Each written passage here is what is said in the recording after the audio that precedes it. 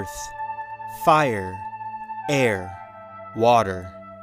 Elements all different and unique from one another, yet there was always a need for a balance between them all. Earth complemented air as much as fire supplemented water. Without their halves, the elements and the world at large would be thrown into chaos, out of balance. Only the Avatar can master all four elements and maintain the balance of the world. For hundreds of years, the Avatars were the mediators between all the nations, the bridge between the physical and the spiritual worlds. 12 years before the Great Airbender Genocide, Avatar Roku met his demise on his home island. Moments later, he was reincarnated into Avatar Aang of the Air Nomads. Aang became a powerful airbender, mastering the element at the age of 12. But once the monks told him of his avatar status, he became overwhelmed, running away from the responsibility. The young avatar was caught in a storm, encased in ice. After a century, he was discovered by Katara and Sokka of the Southern Water Tribe. They helped re-assimilate Aang into the new, war-torn world. The Fire Nation was achieving world dominance. With the help of his friends, Aang defeated the Fire Nation and the Phoenix King, restoring balance to the world. After Aang's untimely death, he was reincarnated into Korra, the next Avatar. Born to the Southern Water Tribe, Korra was a natural in the physical aspects of the elements, bending water, fire, and earth at the age of 4. She became a great Avatar, though she was a bit hot-headed, taking on Amon, the Equalist, Unalaq, the Dark Avatar, Zahir, the Anarchist, and Kuvira, the Conqueror. Though she was met with much strife with each of her adversaries, her will, determination, and resiliency were unmatched. The question still stands: who was the better Avatar? Avatar Aang, the last Airbender, or Avatar Korra, the legend?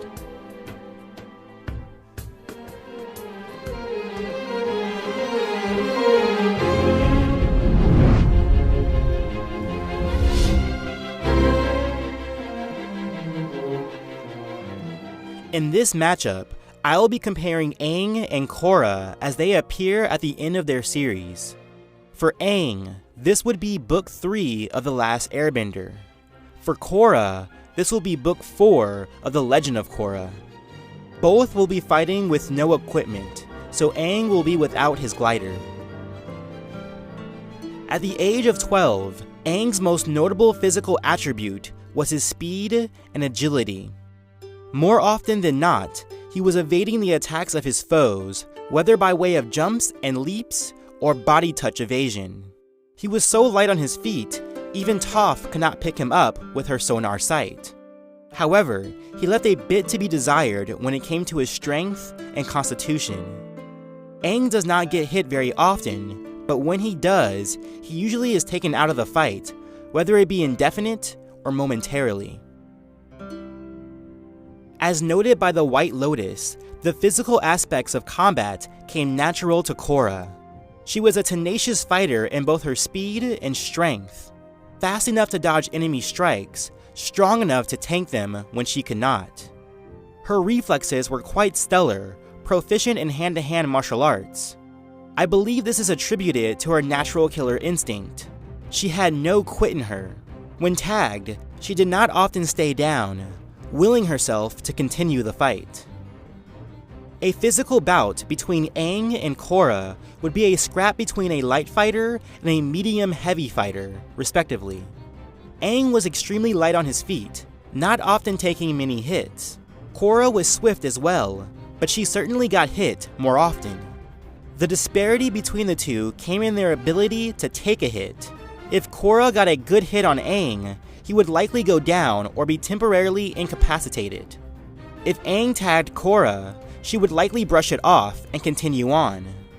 The thing is, it would be difficult for Korra to get a solid strike on Aang, and it would be tough for Aang to bring down Korra with a single hit. For me, I favor Korra's ability to take and dish out damage. I would give Korra the slight advantage for her physical abilities.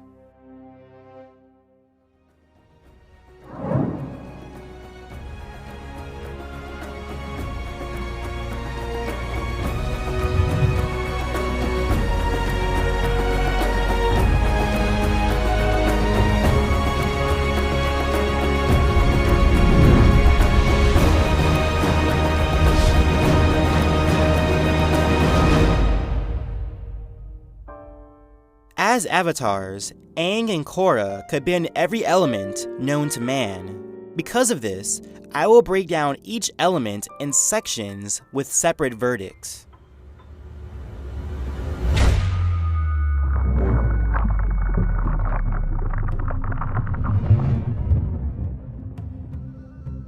Earth was the element of substance, classified by its strength and straightforward nature. The bedrock of earthbending was rooted around negative and positive Jing, the wisdom of knowing when to strike and when to evade. For Aang, Earth was the most difficult element to learn, as it was directly opposed to his style and personality. He was taught by the young prodigy Toph Beifong. Though she was blind, she could sense all movement around her through a sonar sense by way of the Earth. While difficult, in time, Aang adapted these methods. Despite the fact that Toph said his earthbending needed work, it served Aang well against Phoenix King Ozai. For Korra, she would be a natural talent with Earth.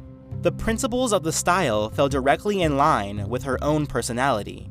At the age of 16, she was already a master of the element, learning from earthbending masters under the guidance of the White Lotus. When she arrived in Republic City, she took up pro-bending, learning a much faster and loose style of earthbending. On top of that, she learned metal bending from Su Yin Beifong, Toph's daughter, which came in handy when she faced Kuvira. Both Aang and Korra have displayed comparable strength with their abilities, but Korra's knowledge of metal bending, coupled with her more versatile style, bodes well for her advantage. Aang didn't hold Toph's full confidence in his abilities, and he had difficulty contending with Azula in a head-on earthbending assault. Plus, Korra's personality was more well-suited to Earth. When comparing the two, Korra would seem to get the edge for her earthbending.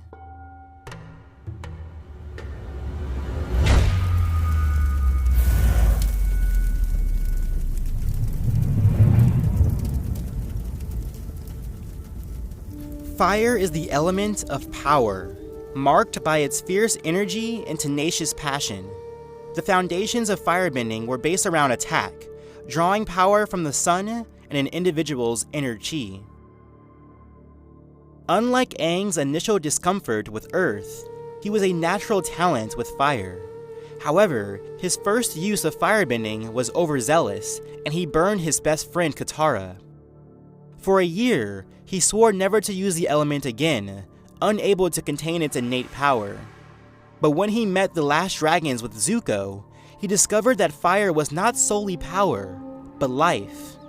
While he was no firebending master by the end of his series, he finally had a grasp on the concepts of fire. Again, Korra was naturally gifted with fire. Like Earth, she mastered the element at the age of 16. The tenacity of the element came to her as easy as breathing. Not only was she capable of powerful, sustained fire blooms, but she was also very precise in her use. Firebending would often be her go-to element, even more so than her native water. It should be noted that firebenders were capable of producing lightning from their inner chi, but neither Aang nor Korra seem to have acquired the ability. However, we do know that Aang was able to redirect lightning, a useful tool, but irrelevant to this matchup. With all that said, it would seem that Korra gets the advantage with fire. Although Aang learned from the last dragons and Zuko, he only showcased moderate use of the element. Korra has far more experience and willingness to integrate firebending into her style, highlighting an earth stomp or water spout with a fire punch. For me, Korra gets the advantage as a firebender.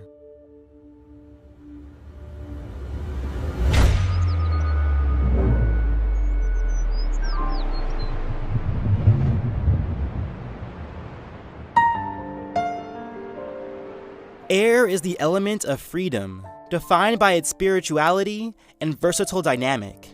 The basis of airbending came from the path of least resistance, favoring an almost exclusive defense. Obviously, being an air nomad for all his childhood, Aang would be a practiced bender of air. In fact, Aang was the youngest airbending master of the time, only 12 years old when he earned his mastery tattoos. Airbending was certainly Aang's go-to element, using it in all of his fights, almost exclusively. He could augment his physical speed with air, evading the strikes of his enemies. He was also quite creative with the element, creating air funnels and air scooters. To put it simply, Aang was the definitive airbending master of his time. Initially, Korra had a very hard time with airbending. The physical aspects of bending came easy to her, so elements like earth, fire, and water were a piece of cake. But the focus of spirituality within airbending was difficult for her to grasp. But once she reached her lowest point, her spiritual window was wide open. From then on, airbending came as easy to her as the other elements, integrating air as much as she did fire. With all that said, Aang would school Korra in the aspects of airbending. Even though Korra was more willing to utilize the element and was comfortable with its principles, she was also quite straightforward in its use. Aang used every angle of air, every gust, every nuance of wind. He was far more creative with the element and used the elements for evasion and defense, unlike Korra, who often used it offensively in a straightforward manner. To no one's surprise, I side with Aang as the superior airbender.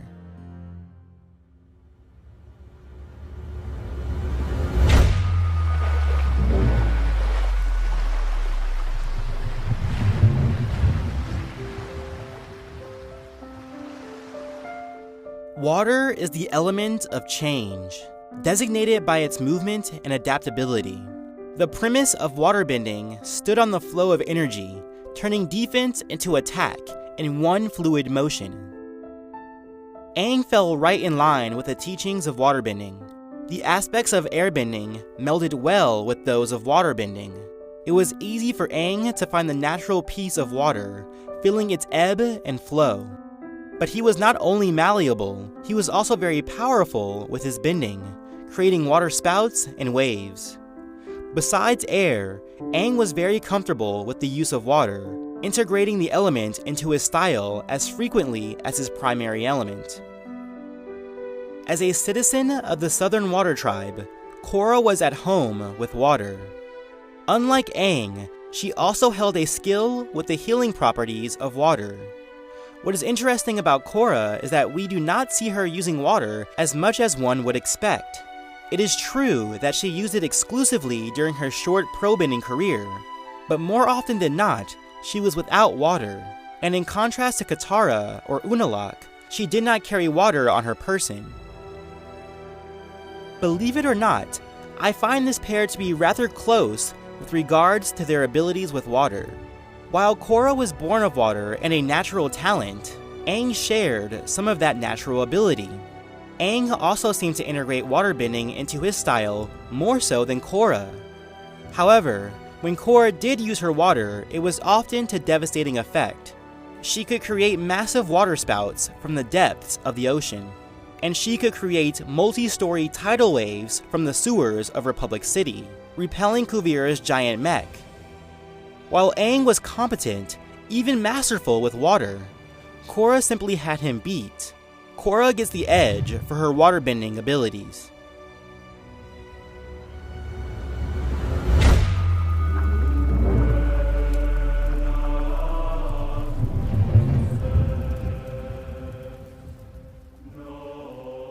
The Avatar state is effectively the element of balance. It is without dispute the strongest form of elemental bending, combining earth, fire, air, and water all in one. Not only was the Avatar state a boost to the elements, it has also provided a deeper connection to the energy of the spirit world. Roughly 10,000 years before the Airbender genocide, the Great Spirit of Light, Rava, fused with the first avatar, Wan, allowing him to live on in subsequent lifetimes. Whenever an avatar reaches this state, he or she could draw on their past lives, even taking the form of their past selves. When comparing the connection of the avatar state between Aang and Korra, there are a few things to go over. First, Aang is already at an advantage, as he has a connection to all his previous lives, while Korra was severed from hers during harmonic convergence.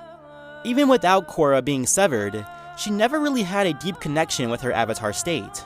While she could enter the avatar state very easily, it was always superficial and never really potent. By comparison, Aang had difficulty submitting into the avatar state, but when he did, he was something to behold, mounting extraordinary strength and skill. It is worth noting that Korra does have more significant feats with energy bending, a specific aspect of the avatar state. She was able to repel the pure energy of Kuvira's mech, which held the power of something akin to an atomic bomb. But I am not sure that ability would be much use against Aang. Although Vatu, the ancient spirit of dark, might hit her with a pure energy beam, Aang has never displayed such an ability. With all that said, I believe Aang would have the ultimate advantage with the avatar state. Yes, he had an issue with entering the state, but when he did, his power was more impressive than Korra's own feats with the avatar state. Yes, Korra could go into the state much more quickly, but her connection to her past lives were severed, and her power was more primal than experienced. Raw, strong, and tenacious, but no match for the profound connection Aang had. Aang gets the edge for his avatar state. When assessing the overall bending abilities of these two characters, it really comes down to two categories: the physical elements and the avatar state. As noted, Korra was a natural prodigy of the physical aspects of being an avatar. Aside from the element of air, she had an inherent skill for bending, but she had very little touch with her spiritual side. Aang, in contradiction, was very in touch with his spirituality, but feared the power he possessed. For me, in an all-inclusive analysis, I do not see an edge for either opponent in the specific context. In other words, I would place my bet on Korra's innate bending abilities over Aang's, but I would not bet against Aang's avatar state against Korra's. For this, I see Aang and Korra as equals with regards to their bending abilities.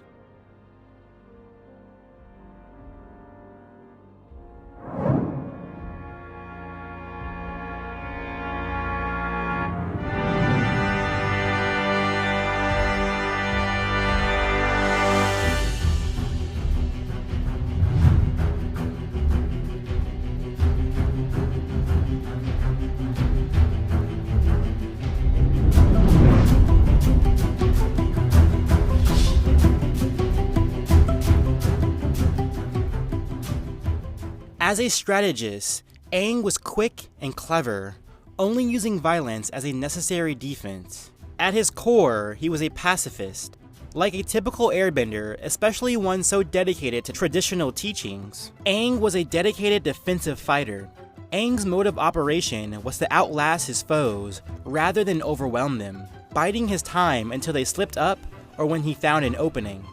Much like a waterbender, Aang's strength came from his counters and parries. He fought more with his wits and precision than he did with his brawn and power, looking for angles, looking for that path of least resistance. As a tactician, Korra was more intuitive than anything else. She did not necessarily go into a fight with a plan, falling back on her inherent skill, riding the coattails of her talent. Depending on her opponent, this could play to her benefit or detriment. For instance, this style was beneficial when taking an aggressive approach. This does not mean that she was single-minded in her offensive attack. As a native waterbender, she was quite capable of redirection. However, the worst example of this strategy lies in her first bout with Kuvira. Yes, Korra was hindered by poisonous metals laced in her body, but the fight highlighted the worst of her strategies. Though confident, she simply could not keep up with Kuvira's speed and counters. What's worse, she never altered her tactics, never thinking outside of the box to work within her limitations. Korra has more constitution than Aang, but that attribute would not come into play between the two of them. Aang outlasted his opponent when he could. His typical MO was designed specifically for someone like Korra. He would let her press an aggressive assault until he could pin her down. Korra simply reacted instead of controlling a fight, which does not foretell a fight against Aang playing to her favor. The issue lies in Aang's ability to tag Korra before she tags him. But with all things considered, I favor Aang. Avatar Aang gets the edge for his tactical abilities.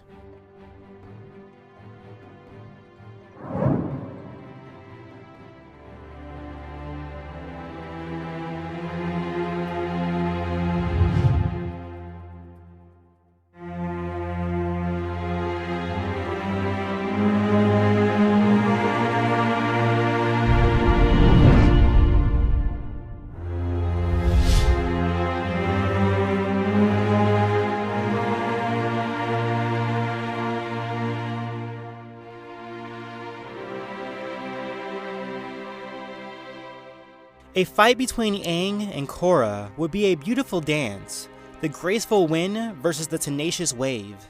While Korra is a more dominating physical presence, Aang was more tactically sound, and when it came to their dedicated bending, they shared as many advantages as they did disadvantages. Let's set up this fight. Let's say it takes place on Air Temple Island, a lot of space, enough Earth, with lakes and an ocean. As a final tally, I would say the advantage to the victor goes 6-10. The following is a hypothetical battle of one majority victory. Obviously, Korra would be the aggressor in the fight, throwing out a rapid succession of fire jabs and kicks. Aang would easily evade, augmenting his twists and turns with his use of airbending. Korra does not alter her tactics, throwing out water whips, rubble, and fire at Aang. Her strikes are fast and accurate, but her attacks would be somewhat straightforward. Aang would narrowly dodge her attacks, leaping overhead or scooting away. Eventually, he would turn on Korra, looking for a unique angle to attack her from. With pinpoint precision, he would trip her up by the ankle or tag her with a gust of wind. Korra would fall back, flustered but unfazed. With a quick kip up, she would continue her attack. Though her tactics do not alter, she revs up her power, augmenting herself with the Avatar state. Her fire blooms would burn hotter. The boulder she levitated would hold more weight. Her gales would be powerful, and the water she called on would be massive. Aang would do all he could to keep up his perfect defensive posture, slicing through Korra's air currents, stonewalling her boulders, and extinguishing her fire, but it would be too much to handle. In one fluid motion, Korra would call up the oceans, crashing them down around Aang. In an instant, the water would turn to ice, trapping Aang inside. The boy Avatar would be defeated. But the last airbender's tattoos would begin to glow. His eyes would open in a majestic blue. Korra's ice ball would begin to rumble and crack. Before long, shards of ice would splinter in all directions. Korra would be thrown back, and Aang would emerge in a fully realized Avatar state, encased in an elemental ball. Earth, fire, air, and water, all working in concert. At this point, all Korra would do is evade.